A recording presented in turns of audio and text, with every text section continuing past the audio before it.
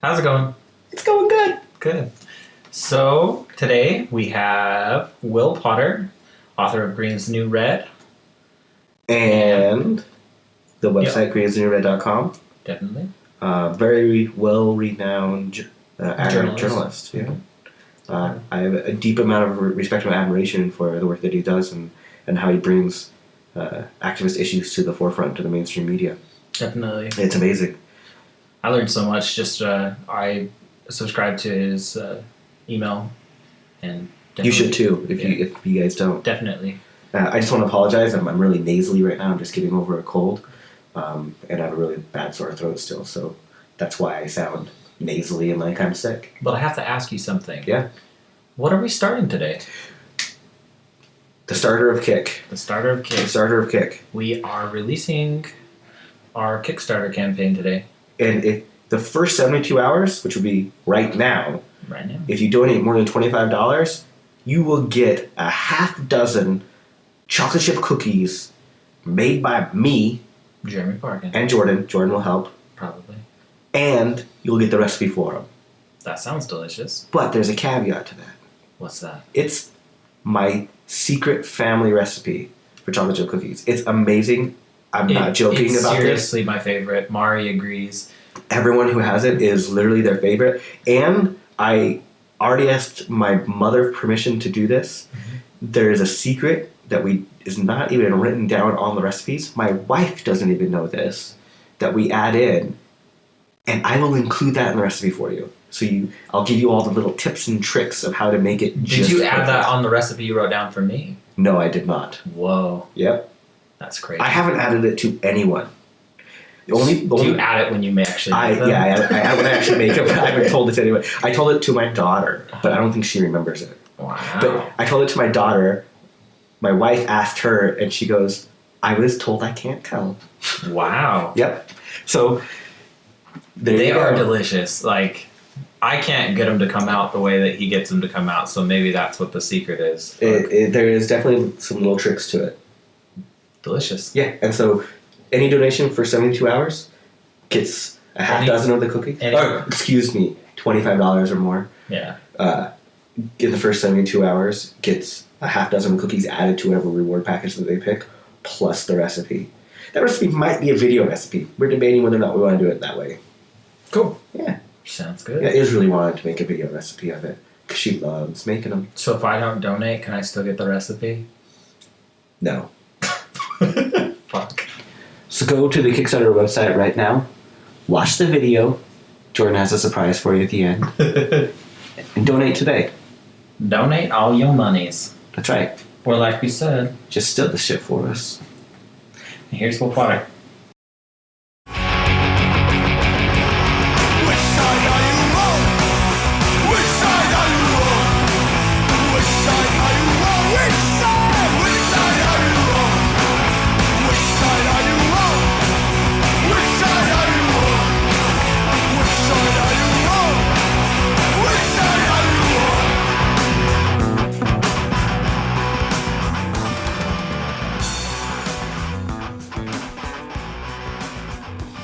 I was gonna ask you, so how's the sales in your book going and everything else like that?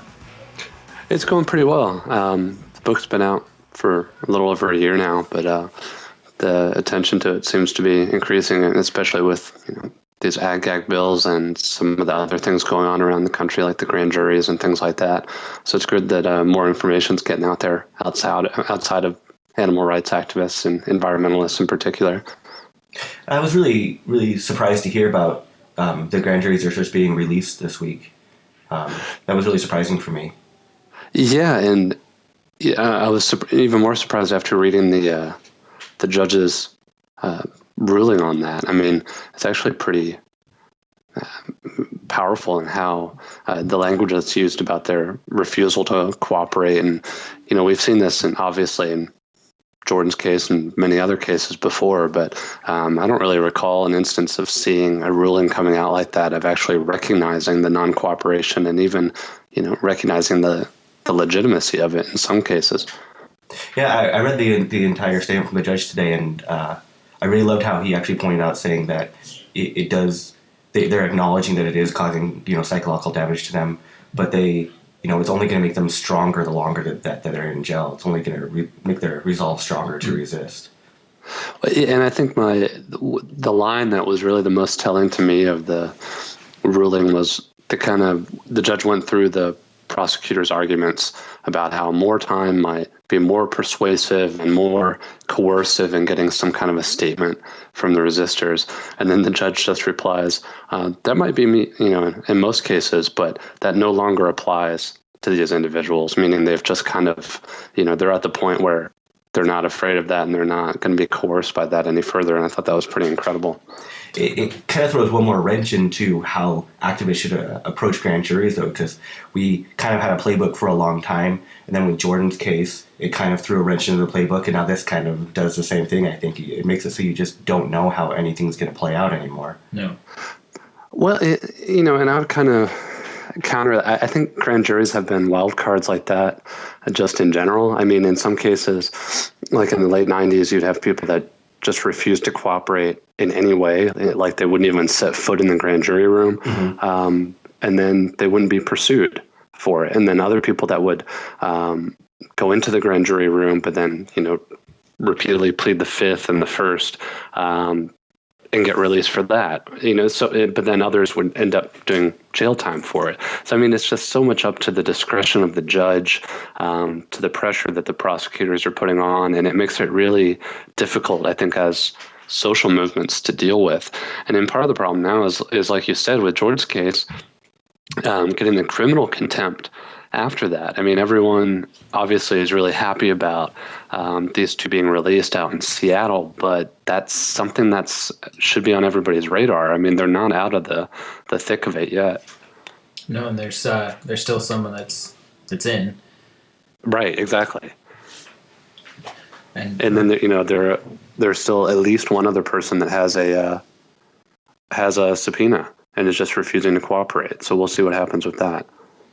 Yeah, in my case, they were saying that that the history has shown that criminal contempt is not a likely option, but to keep it in the back of your mind, and that's something that they decided to pull on me. Yeah, exactly. So it really is a wild card. You never know what you're going to get when you go into a grand jury. Yeah, totally. You need to just educate yourself on them.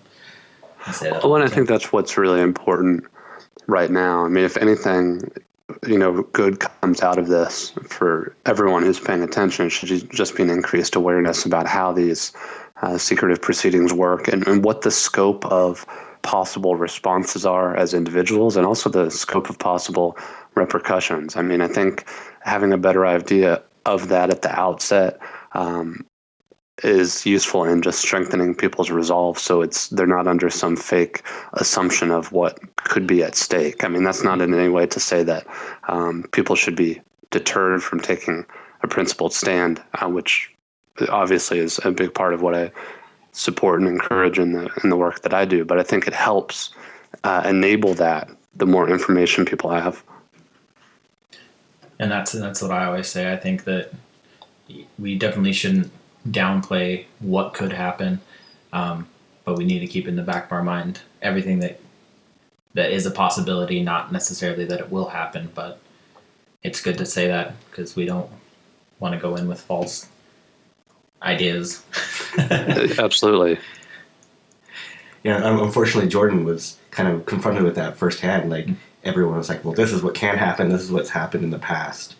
And nothing that happened in the past is what happened with him. And so he kind of had unrealistic expectations sometimes, unfortunately, which was never fun to witness. Right, absolutely. And I honestly I was pretty ignorant. I mean, I knew my basic, all your know your rights, your general, security culture, but I didn't know anything about grand juries. Not until I was subpoenaed did I actually study them pretty hard. Well, and then that, kind of came back to bite you a little bit during the proceedings, didn't it? I mean, just the fact of actually trying to educate yourselves was then turned around and thrown against you as evidence of some kind of criminal contempt, which I think I wish more people knew about that, but just because the absurdity of it, I think so many more people would be up in arms about this. Yeah, her wording was something along the lines of since I knew your rights, since I knew my rights, since I had Yeah. knowledge of the possibility of a Grumbles motion, then I had hope, and so my time was not yet. you weren't completely coerced yet. Yeah. So it was But interesting. I mean, it just also reflects, like with the Seattle case, the judge could have easily said similar things, because I mean, their statements from the beginning were about complete refusal in all senses and total non-cooperation. I mean, if you believe this kind of reasoning, it could apply to anyone who's actually trying to educate themselves and is part of a community of people that's raising awareness about these issues. Definitely. One of the things that I was reading about is that you're on the board of the Rosenberg Children's Fund. Right. You know, I've always loved the organization, but not too many people I know actually know too much about the organization. Can you tell us about the organization a little bit? Yeah, and I'm really glad you bring that up, because I agree. I think not enough people, particularly younger folks, know about the group. The Rosenberg Fund for Children was started by Robert Mirapol, who's one of the sons of Julius and Ethel Rosenberg, who were executed during the Red Scare. Obviously, the height of anti-communism in the U.S. for being suspected spies, communist spies. And I think his life's work and his family's life's work is really inspirational in and of itself, because of how they've responded to such a tragedy of moving forward and creating this organization that exists to provide support to children and young people that are suffering from political repression because of their beliefs or their parents' beliefs. And they do things like provide grants and help kids go to college, get schooling. They've been involved in the grand jury resistance out in the Northwest. They've been really out front against the labeling of animal rights and environmental activists as terrorists, which I think is just a phenomenal development. And, frankly, it's kind of hasn't sat that well with a lot of the people that have known about the Rosenberg Fund for Children, because there's been a perception that, why do you care about these environmentalists? Why do you care about these animal rights kids? Like, they're not really part of the left. And Robbie Mirapol has been incredible in his response to this, of just saying, what these young people are dealing with, they're really on the front lines of a lot of these tactics, and we need to be out there with them, defending them. And I think it's been just really inspirational. And so to folks that are interested, I hope you'll check out their website. And also there's information on my site, Green is the New Red, about how to get involved, or if you want to make a donation and things like that. Oh, their website is rfc.org. So how did you get involved with them? I met Robbie Mirapol a while back, I think through his one of his daughters, Jen, who's an attorney at the Center for Constitutional Rights, and we started working together. And then we began exchanging emails, and he came out to a speaking event that was like in the relative vicinity of where he lives. It was like a couple hours away. And he's just been a huge supporter ever since. And I actually wasn't that familiar with the organization, but I've become a huge supporter now. And some of the other folks, on the board, people like Angela Davis and, Michael Ratner and Susan Sarandon, all these like incredible, huge names, both in left activism and just kind of popular culture, that are getting the word out about pretty radical issues. That's awesome. That's way awesome. Yeah. We were going to ask you about, we noticed that you had, your books were on the Sea Shepherd, and we wanted to talk about the Sea Shepherd a little bit. Oh, yeah. I was really excited to get those photos. It definitely lifted my spirits a little bit of seeing the crew out there with their copies of the book, which are in like the Sea Shepherd libraries on ship. So that was pretty neat. They had some really awesome photos with the icebergs and them in the raft with the books up. It was pretty sweet. Yeah, I was completely blown away. I don't know. It just goes to show you, like, you can get kind of run down. Obviously, well, you all know this quite well as well. I mean, dealing with the political climate and everything that we're up against on a daily basis. But I mean, small gestures like that just really can turn your day or week or month around. And those photos were pretty incredible. People in the Zodiac boats, literally, like, and then a couple of days later, I got emails from them about we were supposed to do a Skype chat while they're on one of the ships, and so it got a little postponed because things have heated up quite a bit down in the Southern Ocean. Yeah, I heard that they got, like, all their boats got rammed. Yeah, so I mean, what happened was the Nishin Maru, the factory ship, has been trying to refuel, and the other ships are trying to refuel. And first of all, that's illegal in Southern Ocean because of the environmental risks of it.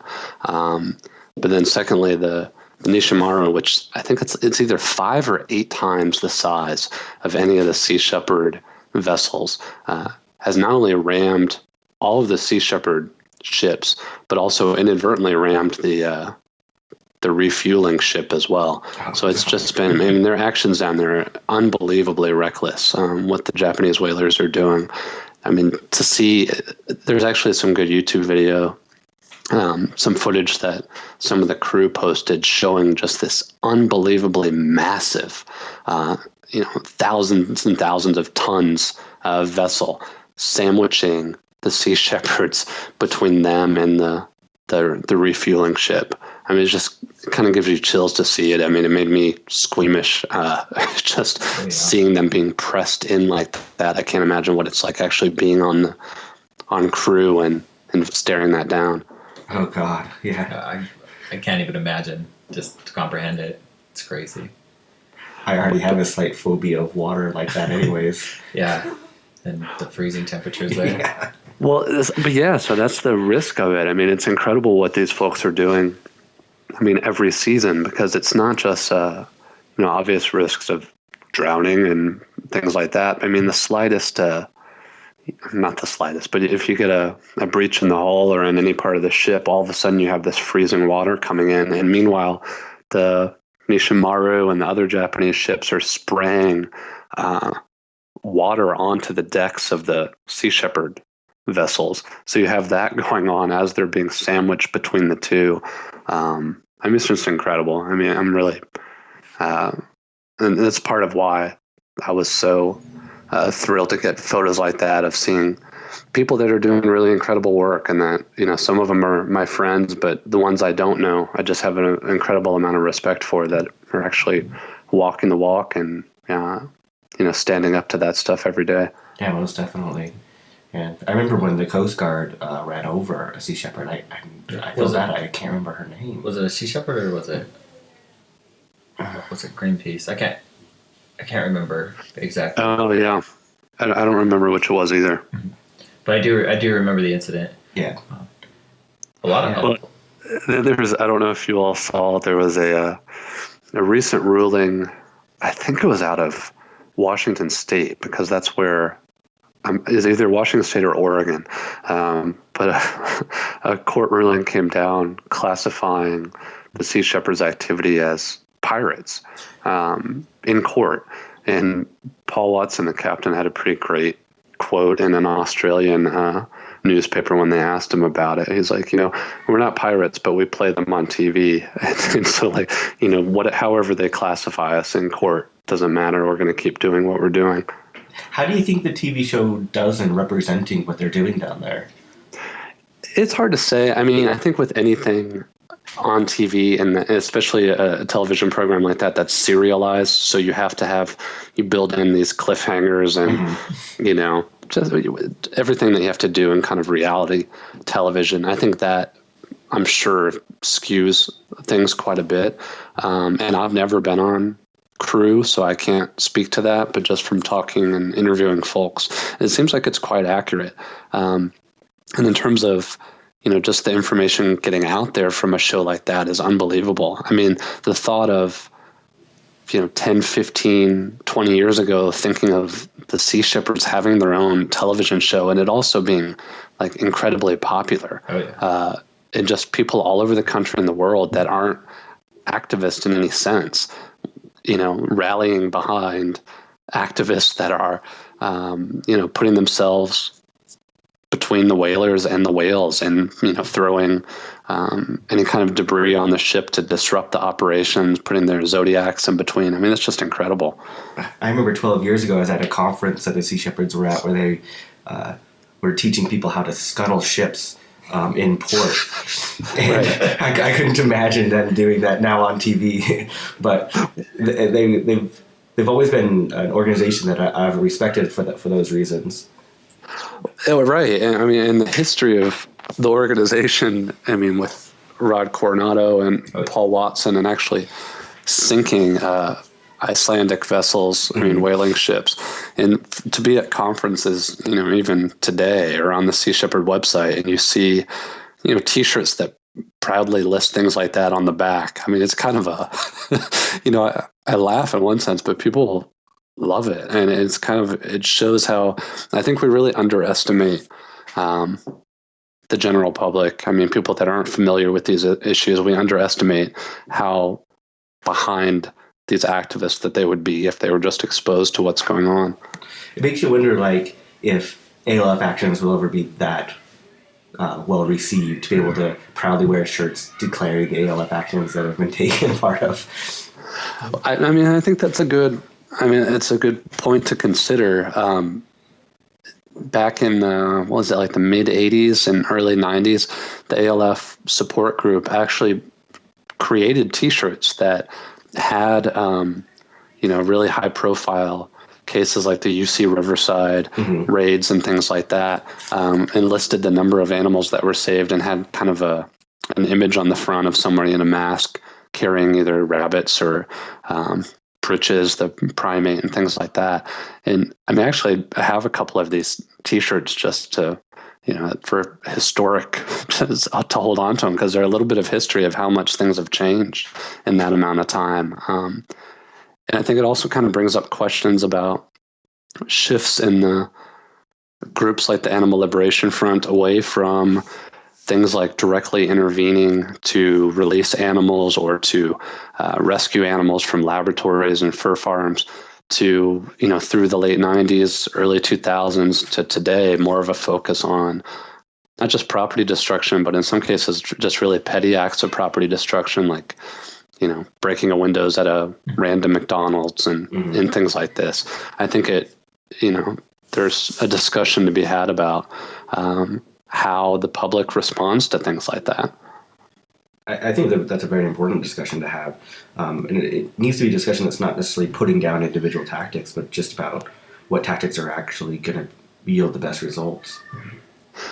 Absolutely. And I think that kind of nuance is often lost, particularly in social movements. I mean, animal rights movement isn't alone in this regard. I mean, I think across the board, anytime you start to try to have discussions like this with people, they want to really clamp down in certain fragments and either like the radicals or the reformists as being in a certain camp. And I think that's really destructive. And I think the sign of a maturing movement is the ability to do exactly what you said, to talk about tactics without condemning people, but raise questions that need to be addressed. Mm-hmm. Yeah, I've never been one to condemn tactics. I think it's completely counterproductive. I don't want to tell somebody else what they shouldn't feel they should do. But that doesn't mean that certain things aren't going to be better for the movement than others. Right, and I think it's really important, to people that would be that would lean towards doing something like that or condemning others or feel compelled to do so. I think the best reminder we can give ourselves every day is just to try to lead by example. I mean, if you don't like what some activist or a group or an entire movement is doing, the best thing to do is to go out there and do something better and to be more effective. And I mean, we've seen time and again that when groups and activists do that, others follow because people want to be successful. They want to be effective. And if you can show a better way of doing something, I think people are willing to listen. with Sure. so you've testified in front of Congress, right? Yes, Was it a hearing in front of the full body, or was it in front of a committee? it's from a committee on the House side, the Homeland Security Committee. How nerve-wracking was that to do? It was actually one of the calmest experiences I've ever had, I think. I mean, I was really nervous kind of leading up to that, wondering how it would all play out. I felt a lot of pressure of wanting to, represent as the only opposing witness during all of this like sham proceeding. I wanted to put forward a really compelling argument and do the best I could because I felt a lot was riding on it. So I was really, really nervous about all of that. But then when I was testifying, even when some members of Congress went at me pretty hard and were, just being very aggressive and their questioning and things like that, I just wasn't nervous at all. And I think it was a learning experience for me of, seeing the spectacle, seeing it all play out, seeing the FBI and the Justice Department and a vivisector from the University of Wisconsin just flat out lying to Congress. I mean, I think it can be really empowering to see that and to recognize that you're not part of it, but you're just kind of trying to bear witness the best that you can and be on record of opposition. So you said that some of them came after you pretty hard. What was the hardest thing that they came after you with? Their questions actually were really uninformed. I mean, they went after a couple of the lawmakers were really aggressive about this idea of the law, the Animal Enterprise Terrorism Act, including the loss of profits as one of the predicate acts that would lead to prosecution. And they just kept drilling on this over and over. And I said the rules, it's spelled out in the law in multiple places that the law includes, threatening the loss of profits as a criminal offense, as, qualifying as animal enterprise terrorism. It's written there clear as day. But I think a lot of these members of the committee actually weren't very well versed in the legislation, didn't know very much at all about these movements. And the few that were in the committee room were just going along with what the Republican and Democratic leadership had put forward. And, you see that a lot in DC. I mean, that's kind of how a lot of these hearings work. Whatever the lead Democrat or the lead Republican on the committee is putting out there, the others just kind of follow in line. And that was really what we saw at that congressional hearing as well. We're seeing that a lot with these ad gags now too. They're talking about they're talking about terrorism, and then going into taking pictures as being terrorism, driving by and witnessing something as being terrorism. Well, that's in Utah where they passed that law. Oh yeah, Yeah. But they're branching out to other states, and I believe you were talking about that recently, right, on NPR? Yeah, absolutely. That came out yesterday. It's been airing around the country. Yeah, I can't believe that. Well, Utah, obviously, it makes sense to me that they would make the ad gag first happen here, but I can't believe that it's spreading out and it's actually something that's taking on in other states. I've been frankly, I think it takes a lot to shock me anymore with a lot of these things when it comes to legislation like this or surveillance or terrorism rhetoric. But I've just been dumbfounded that a lot of these ag gag bills even have the slightest chance of passing. I mean, this is something that 10 years ago I would never have thought would be possible. Never. I mean, for big ag groups to come out and to explicitly, they're not even acting like they're going after the Animal Liberation Front or anybody like that. I mean, they're going after Mercy for Animals, Compassion Over Killing, HSUS, PETA, and not even alleged illegal activity by them. They're going after straight up videotaping. I mean, it's phenomenal to me. And I think it really reflects how much, we just as a culture or as a country have changed since September 11th. I mean, even during the Animal Enterprise Terrorism Act hearing we were just talking about, the one witness at the hearing that actually spoke about what animal rights activists were doing is this researcher, Michelle Basso from University of Wisconsin. In her examples were activists having protests outside the vivisection buildings, and then activists attempting to buy a building on campus to create a museum for primates that have been killed in vivisection. Those were it. And so it's a lot like these ag-gag hearings where, just like you said, they're talking about terrorism, but then their examples are things that no reasonable person could possibly, even if they hate animal rights activists, they hate vegans, no reasonable person could say that photographing a factory farm is terrorism. It's like they're making laws to combat what they're doing, which is wrong. Yeah. And it's still, I know that it shouldn't be shocking, but it's just shocking that they can get away with that. What's shocking is how brazen it is. I mean, now that there's been so much backlash, the Wyoming bill and the New Mexico bill have already failed this session. And, like you said, there's been coverage on NPR about, a lot of major media outlets are starting to pay attention to this. You see industry groups backpedaling a little bit, like they're trying to now say that, we can't trust animal rights activists because they don't report things right away. I mean, or they're just in it to make money, or they've actually coerced workers into abusing animals so they can get it on footage. All this just ridiculous nonsense. Yeah. No evidence of any of these things, none. And that's the best attempt they can make to try to justify what is just a selfish proposal to keep people in the dark about what they're doing. Yeah, it's beyond ridiculous. And what's even funny to me is like when the law passed here that you couldn't take pictures of any animal agriculture. It was all over the news here, and it seemed like everyone I talked to thought it was a terrible idea, that it wouldn't pass. And these are, extreme conservative Mormons. They're just like, well, I don't even understand why they're doing this. It shouldn't be there, but yet it still passed. Like it blows me away of the power that the ag business is putting on the legislation to actually make these things happen. Well, and I think it's with the ag-gag bills and really with all of my work, it's been really telling to me that when I talk about these things, and even in non-sympathetic circles, I mean, of people that are not activists, they're not animal rights people, they're not environmentalists, nobody is ever shocked.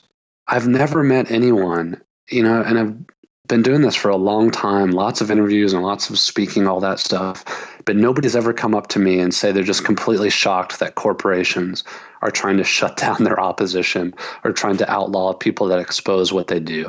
And I think that really says a lot. I mean, it says a lot about how little faith people actually have in corporations and how much people understand that they've gone too far.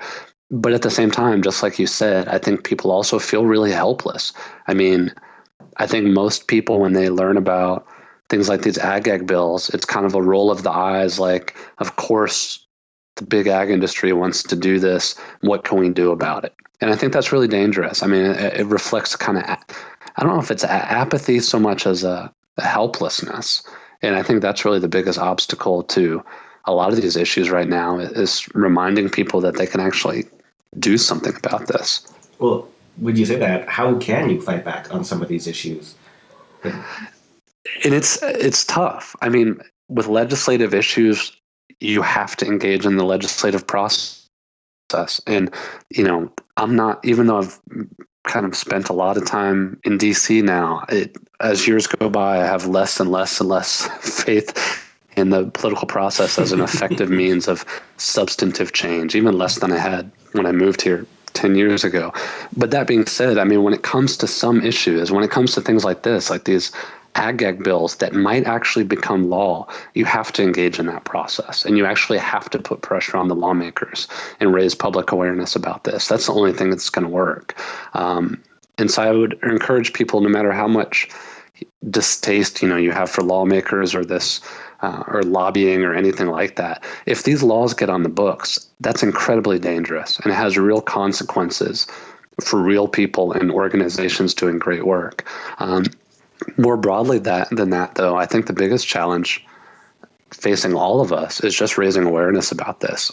I mean, I think not just about ag-gag bills, but just about everything that's going on with the targeting of social movements and the rollback of civil liberties across the board. I think the level of awareness about these issues is still so shockingly low that that's just the biggest rock in front of us that we have to move. And I think once you do that, it opens up a lot more opportunity to have a better discussion about where to go from there.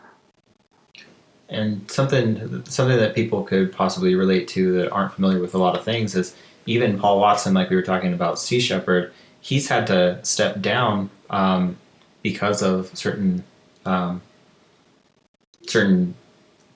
that have been passed and stuff, or not laws, but that the extradition. Yeah, he's trying to. Costa Rica is trying to get him extradited down there. Yeah, and then, like you said, out of Washington saying that Sea Shepherds are pirates.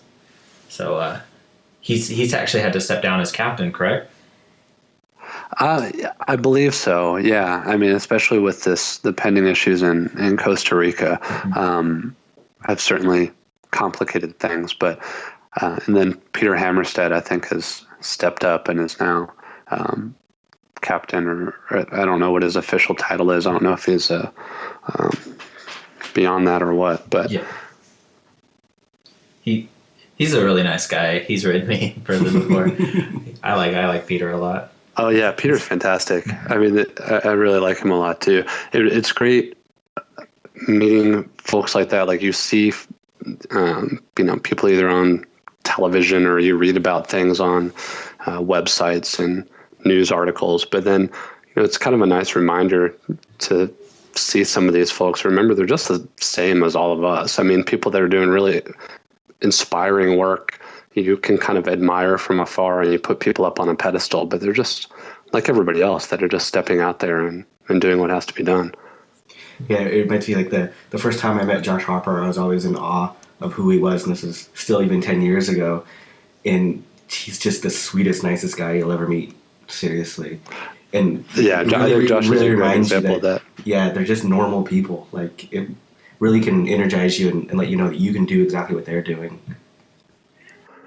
Oh, without a doubt. And I think that's, if you've ever been able to see Josh speak, I mean, that's one of the key things he really emphasizes is that no matter how much respect you have for different activists or how you look at certain campaigns, you got to remind yourselves that, the only way to do something like that is just to get out there and do it yourself. And that kind of DIY ethic, that self-empowerment has been critical to, the Shack campaign and then so many different campaigns around the world.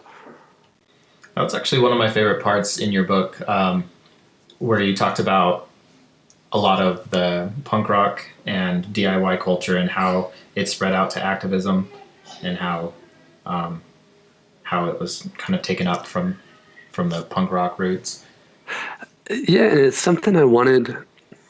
It had to be addressed, and I wish I could go into it a little bit more, because I think it's something that, the people that see those connections that have come out of punk and hardcore just kind of get it and they understand.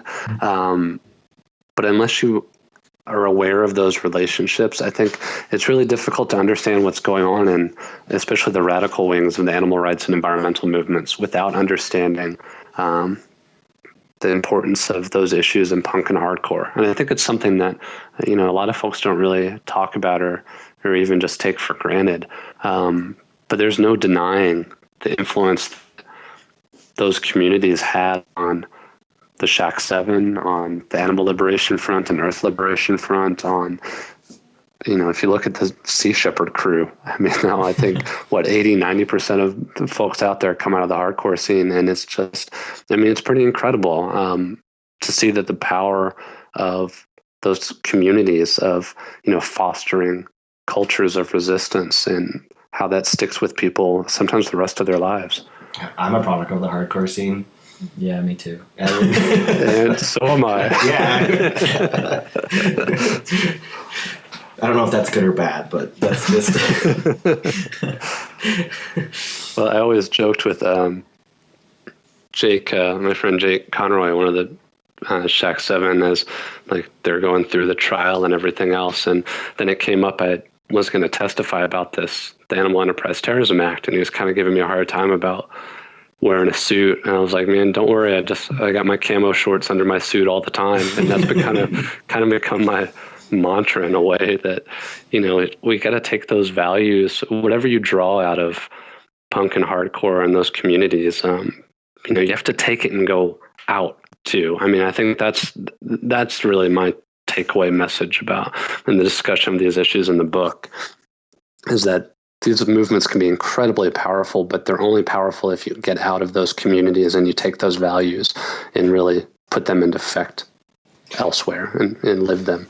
You were saying you're wearing a suit, and I don't know, I haven't talked to many other vegan people before about this, but it is a pain in the ass to find a good vegan suit. It really is. And that was that's been kind of a side effect of a joke throughout all of these different trials and everything else, is activists and vegans trying to find court clothes. You can't find non-wool suits. But yeah, I guess that's, in the grand scheme of things, it's just kind of a silly problem. Yeah, it really is. Yes. But it is still a pain in the ass. Yeah. Especially when you have to wear one every day to work or something. They're not the easiest things to find all the time. Right. So I was going to ask you, what's your favorite thing you've written so far, in general, out of everything? That's a tough question. I mean, I think the hardest thing about just living as a writer or being a writer, whatever that means, is that it's always just kind of agonizing looking back on things that have been published. And I don't think I'm unique in that. I think people really, it's like the entire writing process for me, is just like agony getting through it. And then when you're in the final steps of revision, it feels great to have it done. And then you look back on it and it's like, there's so many things you wanted to add or include. I guess for the most part, I think what I've written that's been the most important has been the book. That's certainly what I've spent the most time on and sacrificed a lot to do. And I'm pretty happy with how that turned out. How did you approach writing the book? It was a learning process. I mean, my background's in newspaper and magazine reporting, more so in newspaper. And the shift to writing a book was a huge challenge, not just in the scope of it and the length of it, but in the style and the tone that I wanted to use. Because in newspaper reporting, you're never really allowed to have any personal voice at all. In magazines you are, depending on who you're writing for, but even that, it's truncated. You don't have as much space to really develop that. And that was by far the hardest part of getting into the process of writing the book. I mean, part of it, I signed up for a master's program at Johns Hopkins that I went to at night when I was still, working my day job during the day. And I went to that master's program because it gave me an opportunity to bring the topics I was writing about to an audience of people that had never seen anything like this before and had no exposure to these issues. And that was really a critical step in developing the book, because it completely restructured how I was doing it and how I was writing, because I found out that what people responded most to were information about people. I mean, they wanted to see the people that are affected by this. They wanted to, understand how they talked and what they look like and where they came from and who their families are. And I was approaching it as such a kind of a political book that I was like, I can't believe that my focus going in wasn't immediately upon that. So it just completely shifted how I did everything. That sounds like it's a pretty big change of how you're writing. Yeah, without a doubt. I mean, and certainly what I wanted to aspire to with the book is to write nonfiction in a way that would be appealing to people as fiction. I mean, as just a story. And because everything about what I'm trying to do with the website and the book is to get information out there to people who wouldn't normally be exposed to it. And I guess the way I approached the book was, if I could write this in a way that was just a good read, and it wasn't, a beat you over the head political book, that could get the information out there to much more people who normally wouldn't pick it up. So how did the whole idea of writing the book come about? Were you approached to write the book, or did you have to shop the book out? I'd been thinking about it for a while. I mean, I was doing so much speaking that it became like a question that people asked. And it was almost just kind of like, well, why aren't you doing this? This is just like the next step of whatever it is, you're trying to accomplish with your activism and your journalism. And then I started getting inquiries from some publishing houses, and ended up at City Lights actually just by calling them out of the blue, through kind of my mentor in college. And, I just kind of made my pitch. I said why I thought it'd be a great fit for City Lights, and why I have so much respect for them as a publishing house, and it worked out. So it's kind of an odd path. That's awesome. It is. Do you have plans for another book in the works, or? I do. Not really at the stage of announcing anything. I mean, before then, I have a couple smaller projects that'll be coming out by this summer with Pioneers Press, which is a small publishing company that the folks that left Microcosm Distribution went on to start that on their own. Okay. And Microcosm is the biggest zine distributor in the world. Mm-hmm. And Pioneers is a really cool little project that started. And so I'm going to be releasing 2 smaller, not book length, but more kind of booklets from them, and then working on a bigger project too. That's awesome. I really look forward to those. Yeah. Thanks very much. I love zines and smaller things personally myself. I've, coming out of the punk rock scene, obviously that's what you're initially given to educate yourself on. Yes. Most things. Well, that's how I was introduced to Chomsky also, was by his little pamphlets. Mm-hmm. And honestly, it's the only way I can handle Chomsky, but that's... I was absolutely the same way. I mean, that's how I got introduced to, just radical politics and political issues in general, or through picking up things like that at shows.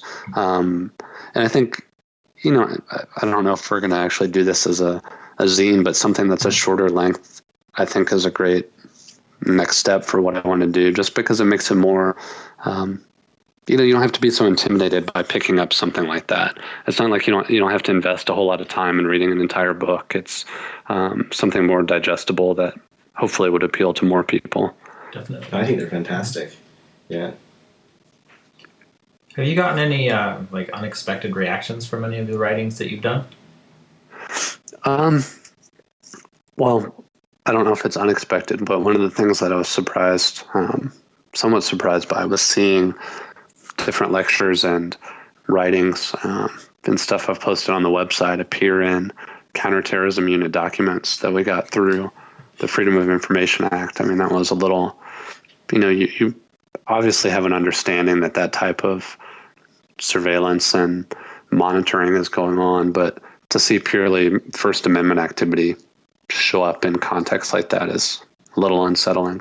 But I think some of the stuff that, in a more positive sense, that I've been surprised by is, in the last couple of years, just seeing these issues work their way into more and more mainstream circles.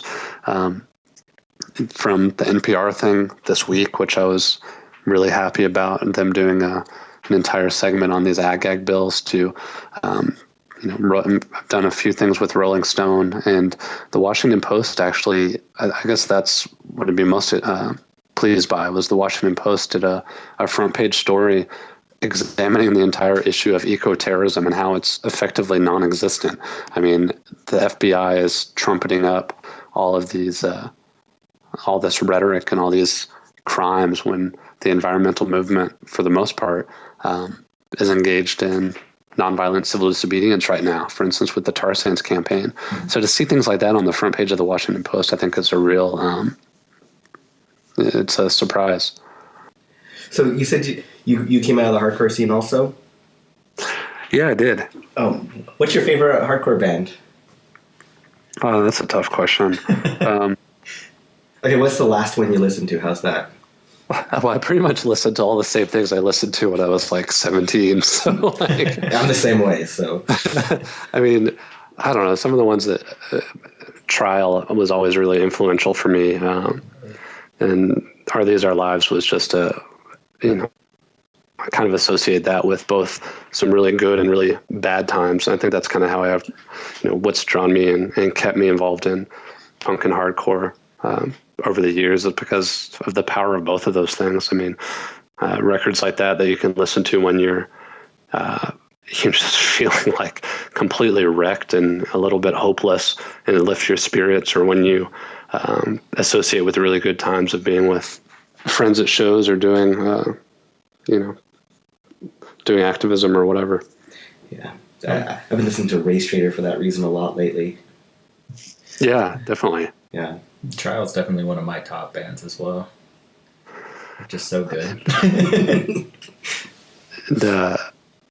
Greg, the singer from Trial, he was in DC a couple weeks ago, and we were able to do a really cool event here in town where we both kind of spoke about the influence that punk and hardcore have had on our very different, lives, in terms of me doing journalism or activism or whatever, and everything Greg's done with his advocacy and also through music. And I think it turned out to be a really cool event. It was interesting to just talk about these issues.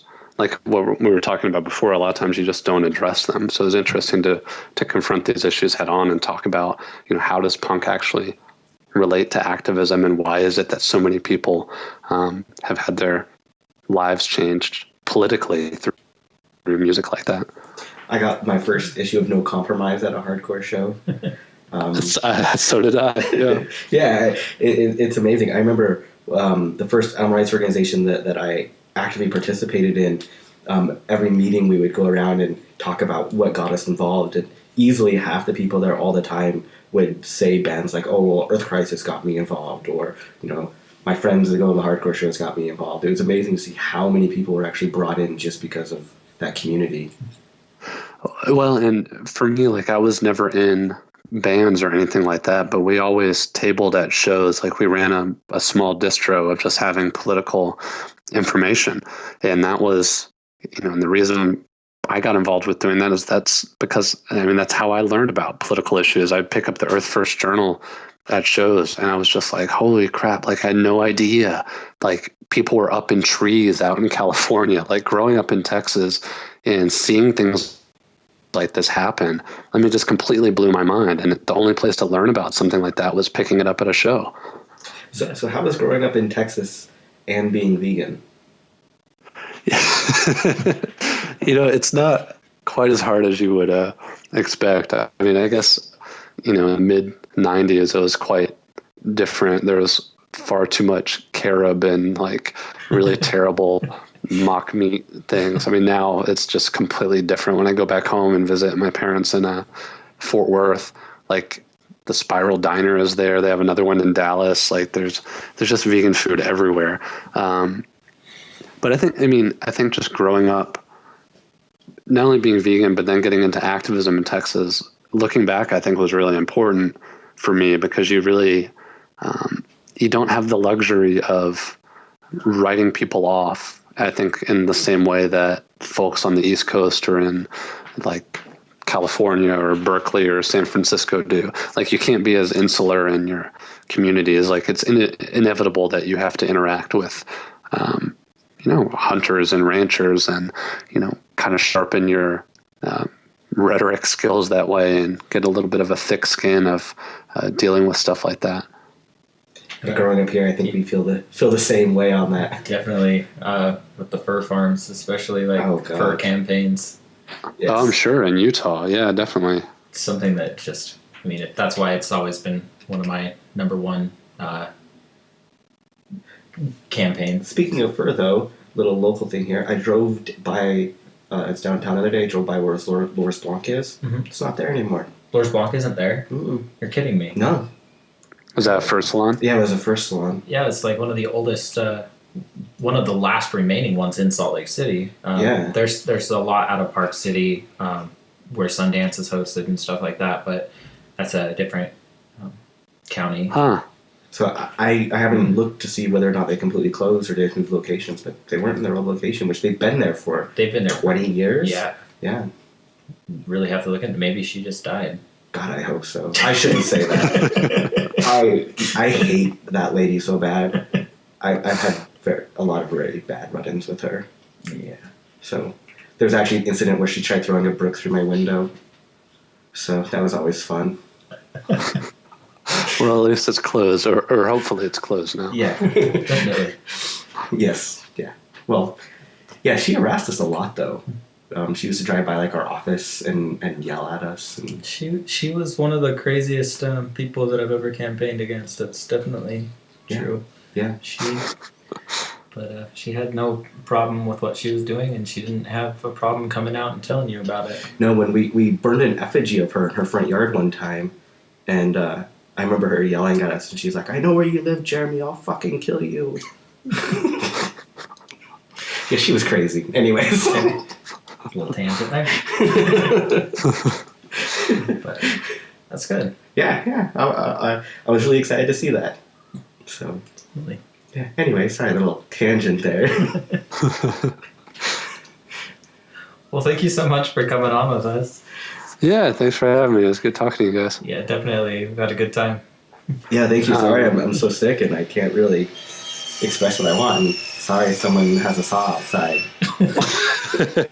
No problem. I hope you feel better. And let me know when the wherever you guys post this online, I'll be happy to send it around and stuff. Oh, fantastic. Definitely. Yeah, thank you. Yeah, thank you. Cool. Well, you guys have a good night. I'll talk to you later. Hey, you too. So I'll talk to you later. Bye. Bye. All right. Which roll are you on? See, now I did it. Now you did it, yeah. We had to re-record because we were too quiet for that last. Yeah, that last. We recorded on a track and it didn't really work. So this week's poll is favorite movie genre, Favorite movie genre? not favorite movie gene. No, I want to know how many people lied on this poll, though. Why would they lie? Because it's the internet. Yeah. Why not lie? Why not lie? I would purposely fill out a poll and just put obscene answers. Yeah, I mean, that's what I would do. But You should do that on our poll. I don't care. It gives me something to talk about. I wish I thought of that. No, I'm just talking to people. I actually did do that. Remember? You did do that. Yeah, and I was like, is that you, Jeremy? And you're like, yeah. Yeah. Anyway. This is our most popular poll yet, which is weird because it's super generic and I think it's because it allowed people to feel smart. Did it? Because it allowed people to be pretentious? Yeah.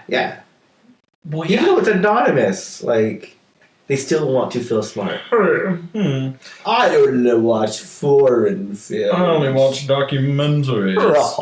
Documentaries were our top answer at 18%. Foreign was our next top. Followed at 14%, which I believe 1% of each of those is accurate. I personally enjoy documentaries and foreigns, and they're some of my favorites. I thoroughly enjoy them also. And the next category is animation, which is weird to me to go from documentary to foreign to animation. That's why they're lying. But I also enjoy anime. I would agree with that so far. Yeah, but you only like tentacle porn. I don't like tentacle porn. It has to be... Why do you have so much of it on your wall? That's not porn. It's art. Okay, well, I agree. Okay, fine. Why do you have so much tentacle art on your wall? Joking. Joking. But yeah, what after that we got? So comedy only got 11%. That's surprising. Yeah, that's a little surprising to me. What was the last really good comedy you saw, though?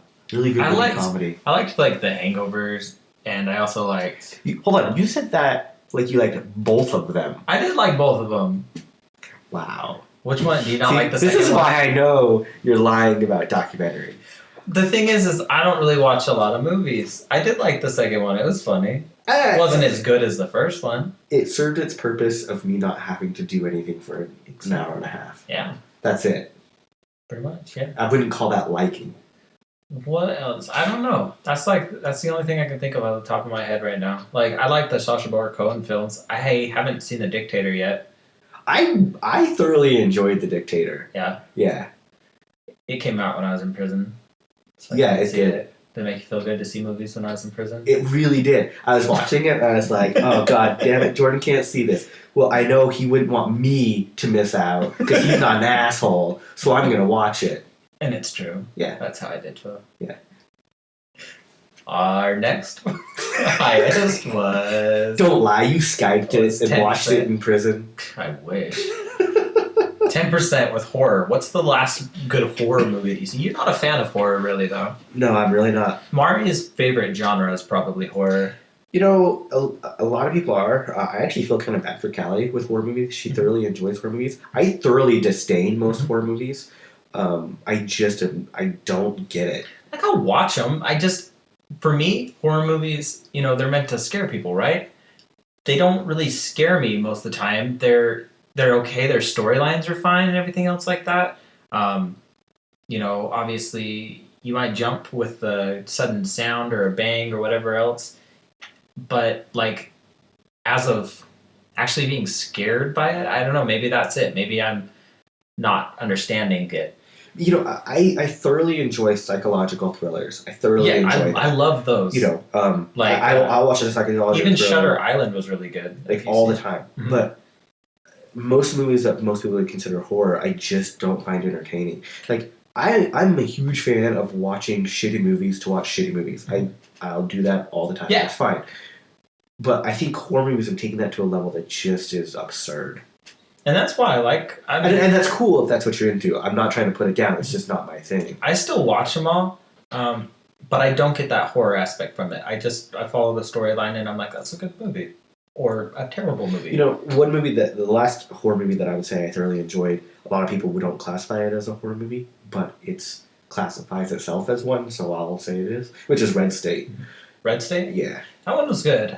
I wouldn't classify it one either. I don't know if I would necessarily classify it, but they classify it as a horror, so... Yeah, I like that one a lot. It was really weird to see Kevin Smith journey out of comedy. Even though it had comedy in it. I mean, it definitely had a lot of comedic elements in it. Mhm.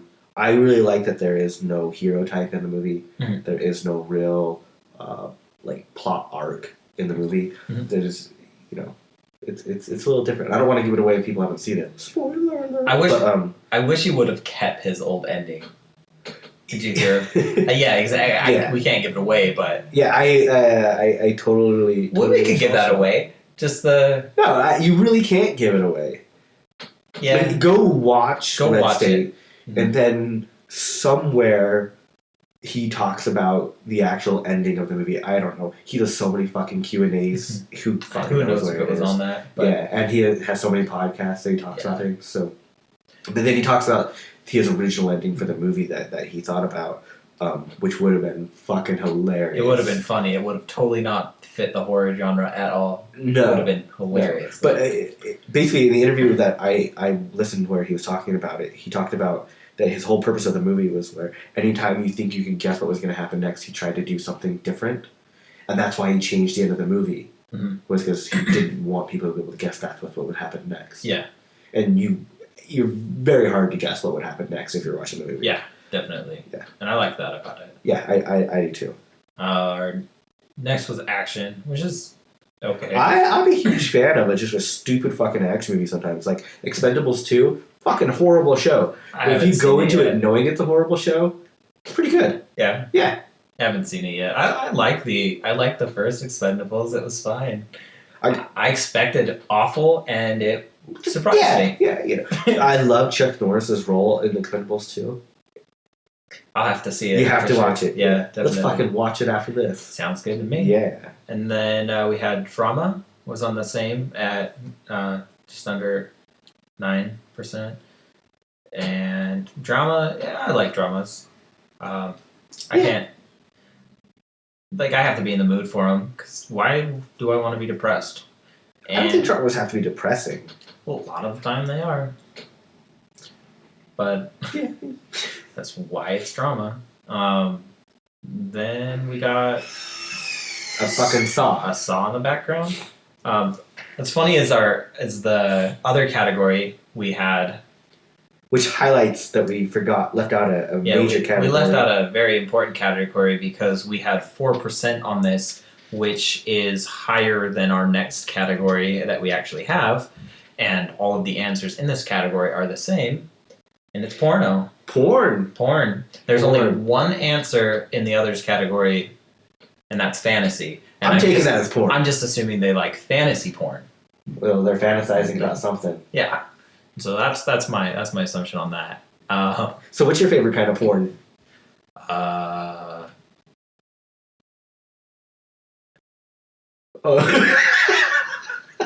You're really drawing a blank on that one. Yeah, I enjoyed the Pirates. I don't know. Did you really enjoy the Pirates? I seriously watched like 5 minutes of that. It was like one of the most horrible shows ever. I don't watch porn. No, I'm not saying you watch porn every day. How would I know any movies? Who actually watches porn movies anymore? 4% of the people who voted. I think those people are watching porn clips. Oh, it could be. But But your favorite kind of porn. Okay, cool. Thanks. yeah, but then we have family. Family porn. No. Oh God. We have 3% of the votes were for family movies, which is interesting to me because, I mean, yeah, there's some good ones. Like Wreck-It Ralph was pretty good. I enjoyed that one. It's cute. There's some cute kid movies, but I wouldn't absolutely say they're my favorite. And our last was romance. No, was because the you would say lowest. documentaries are you pretentious. Yes, they fuck. are. They are. Okay. Romance had just over 1%. Yeah, which kind of surprises me. Don't surprise me. I'm always up for a good rom-com. See, that's romantic comedy. They could have voted on both. They should have if they like rom-com. If they like dramedy, or if they like Rama. Or horrity. Okay. Well, thanks, guys. Yeah. Have a good one.